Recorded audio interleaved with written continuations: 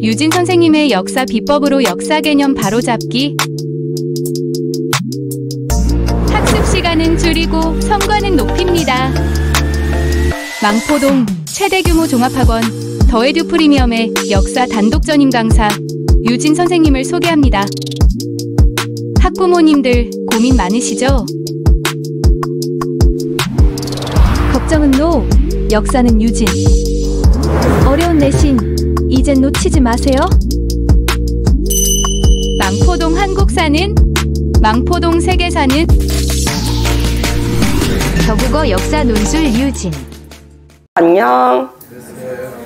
반가워요. 우리 4강 같이 한번 볼게요. 고대 동아시아 세계. 오늘부터 우리 나갈 범위 어디예요? 중국사. 네, 맞습니다. 중국사 같이 한번 나가보도록 하겠습니다. 자, 중국 문명. 우리 1차 시 때 인류 고대 문명 배웠을 때 가장 마지막으로 배웠었던 중국 문명 어느 강 유역에서부터 이제 중심적으로 형성이 됐다 그랬었죠? 맞습니다. 황허강입니다. 그래서 여기 귀퉁이에다가 선생님이 황허강을 그려줄 건데 요게 이제 황허강이라고 합시다. 하하. 황허강이고요. 이 밑에도 강이 하나 흘러요. 그 강이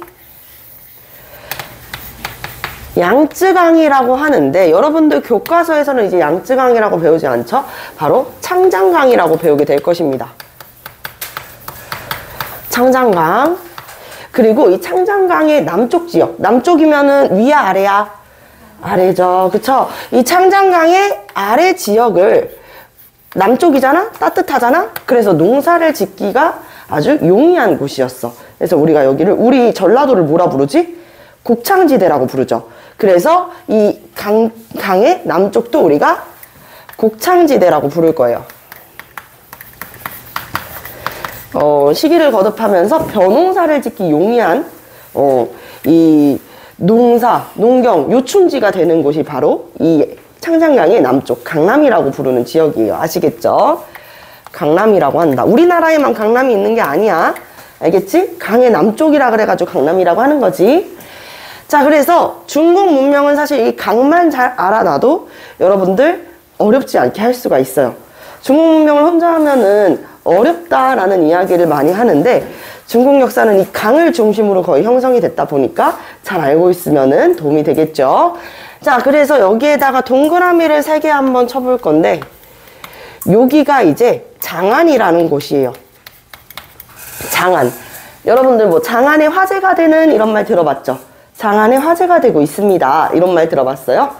뭐야? 그만큼이나 세간을 뒤흔들 정도로 유행하고 있다는 거잖아. 그 말은 동서무역의 이 가장 중심이 됐었던 것.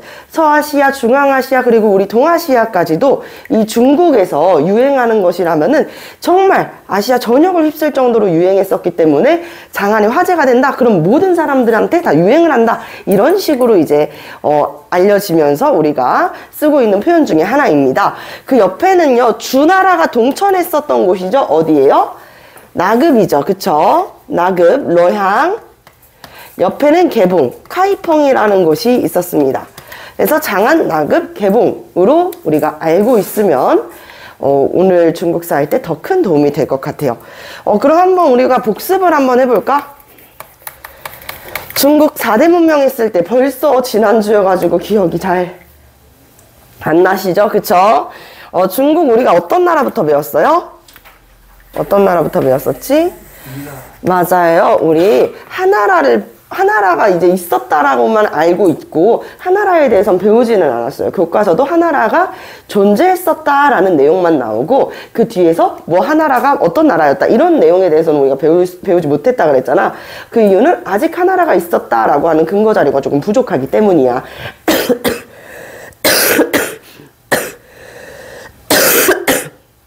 죄송합니다. 자, 그래서 하나라 다음에 형성이 된 나라는 어떤 나라였어요? 황후강일 때 상나라. 은나라라고도 하는 이 상나라, 우리가 두 가지 특징을 기억을 해줄 수가 있어요. 상나라의 특징 첫 번째, 뭐가 있을까? 왕의 힘이 강하지는 못했었단 말이야. 왕이 제사장 같은 역할이었었지, 그치? 그러다 보니 나라의 중요한 일을 이 상나라의 왕은 어떻게 했어요? 점을 쳐가지고 확인을 했었죠. 그래서 상나라의 왕은 점을 많이 쳤었다. 그러면서 하늘에다가 제사를 하기 위해 가지고 시작됐었던 것. 뭐야? 갑골문이죠. 갑골문. 거북이 갑에 뼈 골, 그리고 문자 문을 써가지고 갑골문이라고 이야기를 합니다. 그래서 거북이 배딱지에다가 뜨겁게 달군 동물의 뼈를 이렇게 찔렀을 때 얼마나 갈라지는지 그거에 대해 가지고 기록을 하는 게 오늘날의 한자의 어원이 되셨었다라고 이야기를 했었고요. 이 상나라는 어떻게 됐어, 얘들아? 어느 나라에 의해서 멸망했지? 맞습니다. 주나라에 의해서 멸망을 했어요. 그래서 이 주나라에서는 명분이 필요한 거야. 이웃나라였었던 상나라를 멸망시켰으니까 명분이라는 게 필요하지. 그래서 무슨 사상을 이야기해요? 그것은 하늘의 뜻이었었다. 천명사상에 대해서 이야기를 해. 그건 우리가 어쩔 수 없는, 돌이킬 수 없는 하늘의 뜻이었었어. 그렇게 할 수밖에 없었어. 라고 이야기를 하는 거야. 그리고 영토가 그러면은 원래 이제 상나라의 마지막 수도가 은어였었잖아. 그치? 그래서 황허강 일대까지, 은어가 이제 이 위에 있었거든요. 은어까지 이제 차지를 하다 보니까 창장강 이남 지역까지 영토가 더 확장되고 황허강 일대까지도 차지를 하게 되면서 넓어진 영토를 통치하기 위해서 어떤 방법을 썼다? 맞아요. 혈연적 봉건제. 우리가 종법제라고도 이야기를 하는데 여러분들은 혈연적 봉건제라고 배운다. 그래서 봉건제, 왕이 이제 지방을 통치하기 위해서 믿을 수 있는 가신을 제후로 책봉을 해가지고 봉토를 주고, 그리고 이제 제후들은 왕한테 충정을 바치고 지방을 통제하고 하는 식으로 계약관계로 형성됐었던 봉건제. 근데 혈연관계로 거의 형성이 되어 있어가지고 혈연적 종법제 혹은 혈연적 봉건제라고 배운다라고 이야기를 했었어요. 기억나시죠? 자, 그래서 봉건제까지 이제 이야기를 했고, 그리고 나서 이 주나라가 결국에는 이 봉건제로 인해가지고 지방에 대한 통제력이 더 강화되는 줄 알았지만 실제로는 더 강화되지는 못했었단 말이에요. 거기에서 북방민족의 침입, 바로 건융의 침입, 한자 그대로 하면은 개 같은 존재라는 뜻이죠. 그래서 강력한 북방의 민족들이 침입을 해오게 되면서 주나라가 분열이 되게 된다. 우리가 이 시기를 여러 나라로 갈라져서 나라가 정말 막 숨풍숨풍 생기는 거야. 그래서 봄에 생긴 나라가 가을에 멸망할 정도로 여러 나라가 생겼던 이 시기 바로 춘추시대라고 이야기를 합니다. 선생님 근데 춘추 전국시대 아니에요? 이렇게 이야기하는 친구들이 있죠. 춘추시대랑 전국시대는 같을까요? 다를까요? 다릅니다. 근데 이제 우리가 이것을 편의상 춘추 전국시대라고 같이 이야기를 하고 있어요. 춘추 전국시대라고 이렇게 이야기를 하고 있죠.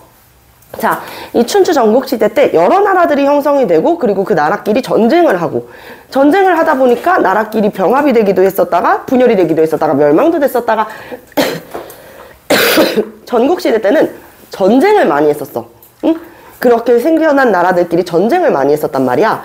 이 혼란기에서 어떻게 이제 예를 들어가지고 선생님이 다른 나라를 병합시켰어. 여기에 있었던 이 다른 나라의 사람들, 피지배민이 된 거잖아, 사실상. 다른 나라 사람들을 어떻게 통치를 해야 되지? 넓어진 영토를 어떻게 통치하지? 왕은 어떤 통치를 해야 되지? 이런 이야기에 대해서 우리가 관심을 갖게 되면서 똑똑한 학자들이 이런 식으로 통치를 하십시오를 이야기하게 돼. 우리가 이것을 네 글자로 제자백가라고 이야기를 합니다. 제자백가라고 이야기를 하고, 춘추 전국시대부터 이제 전쟁이 활발해졌다 그랬잖아. 본격적으로는 전국시대 때 이제 거의 전쟁이 완전 활발해졌다 그랬는데 어떤 무기를 사용했을까? 1번 청동기, 2번 철기. 어떤 무기를 사용했을까? 그렇지. 철제 무기를 사용했겠지. 그래서 전국시대부터는 철제 무기와 철제 농기구 등을 주로 사용을 해가지고 농업 생산량도 향상이 되지만, 그리고 그 반면에 전쟁도, 정복전쟁도 더 활발하게 일어난다. 이렇게 이해를 해볼 수가 있는 거야. 이해되셨죠? 자, 거기에다가 조금 아이러니한 거는 춘추 전국시대 그럼 엄청 혼란했겠다 라고 생각을 해볼 수도 있어. 그런데 그것도 맞다? 춘추 전국시대는 당연히 전쟁을 하고 사람들이 너무나도 많이 죽으니까 혼란했겠지. 근데 그 반면에 철기가 이제 도입이 되고 보편화가 되면서 경제 발전도 일으켰어요. 경제 발전. 상업 활동도 더 활성화되고. 왜? 농업 생산량이 더 늘어났으니까. 그치? 농업 생산량이 늘어났다는 건 그만큼의 또 잉여 생산물도 늘어났다는 이야기가 되잖아. 그래서 이 춘추 전국시대 때는 이렇게 활발했었던 이 상업과 경제의 발전 시기. 하지만 그 반면에는 사회가 혼란했었고, 오늘 생긴 나라가 엊그제 멸망하고, 엊그제 생긴 나라가 또 다른 나라랑 병합되는 그런 모습을 띠고 있었다. 자, 그러면 오늘 우리가 배워볼 것은 무엇이냐면 바로 제자백과예요. 자, 제자백과를 여기 옆에는 또 다른 나라 해야 되니까 제자백과를 여기에서 한번 이야기를 해보도록 하겠습니다.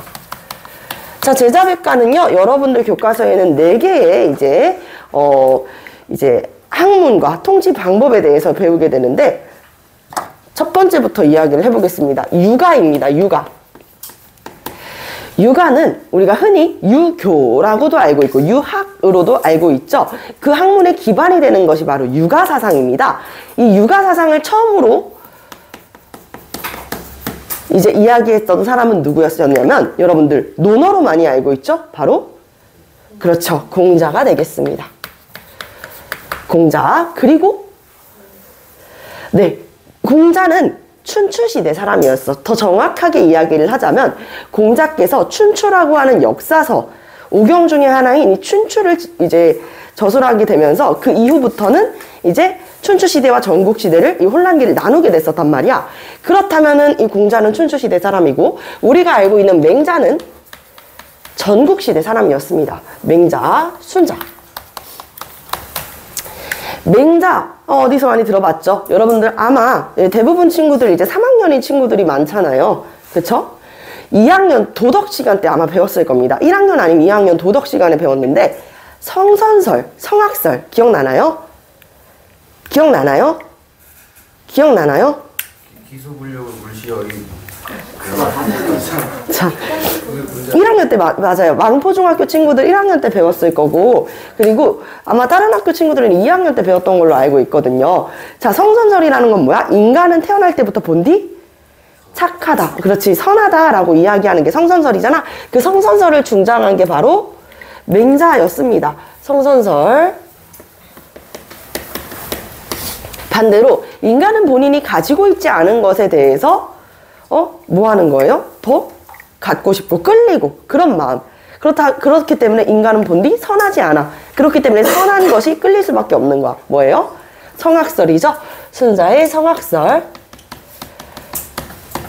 배웠을 때 아마 성무성악설도 배웠을 거야. 고자가 이야기를 했었죠. 그런데 성무성악설을 이제 이야기했었던 고자 같은 경우에는 유가사상가였는지 아닌지를 정확하게 알 수는 없어요. 아시겠죠? 자, 그리고 이 유가사상에서 그러면 무엇을 이야기를 했냐? 이게 제일 중요하겠지. 뭘 이야기했냐면 굉장히 도덕을 중시했어. 그래서 도덕을 중시한 도덕적 통치에 대해서 이야기를 합니다. 유교 사상을 기반으로 했었던 우리 1392년에 건국됐었던 조선이라는 나라를 한번 생각해 볼까? 조선이라는 나라에서는 어떻게 했지? 왕이 도덕적 정치를 이끌어야 된다라고 이야기를 했지. 그래서 뭘 추구한 거야? 4글자로 왕도 정치라는 것을 추구하게 된 거야.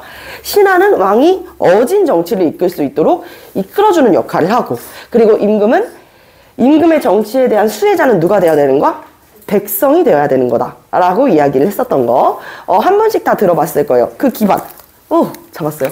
그 기반이 바로 이 유가사상이었다. 두 번째는 이 유가사상을 비판했었는데 무슨 사상이었냐? 도가사상이에요.